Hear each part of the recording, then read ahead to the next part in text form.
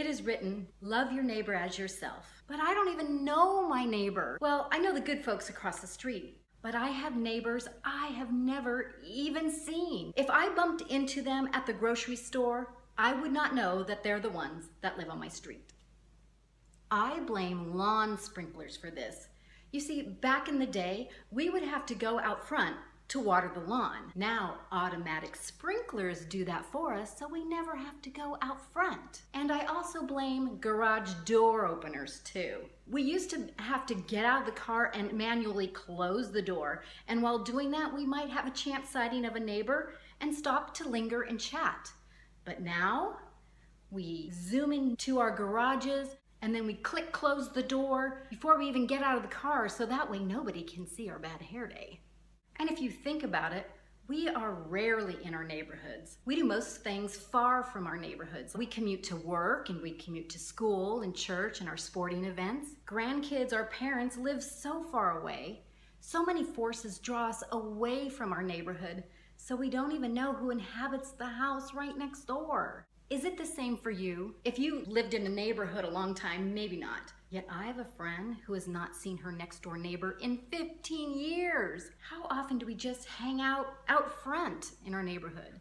Especially if we don't have little kids anymore. So I have this conundrum. I'm supposed to love my neighbor as myself even, yet I don't really even know who they are. I could easily go with the meaning instead. Well, everyone's my neighbor. My friends could be my neighbor. I love them, but the intent here is to love those that are in close proximity to you. Easier to love those we choose to be our friends. Harder to love those strangers who just moved into the neighborhood. Harder still if we never see them, or they don't look like us, worship like us, or do the things we like to do. But this little command is a biggie in Jesus's book. He says the tip-top command is loving God with all our hearts and our mind and our strength. Okay, that's one we'll be working on for the rest of our lives.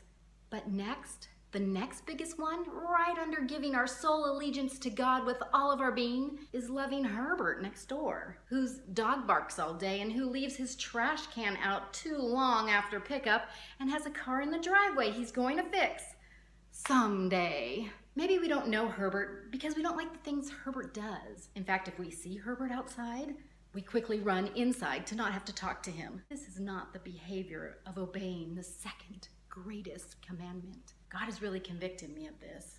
I would like to love my neighbors better, yet I'm not sure exactly what that looks like. I know it's not bringing baked goods because I don't bake, but I do have a flower garden. So I'm starting to pray about how to love my neighbors.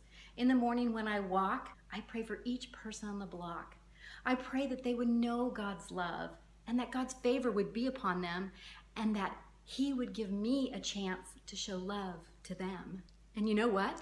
In the past few months, we've shared a meal with some of our neighbors and have had conversations with other neighbors. One who I've never talked with before.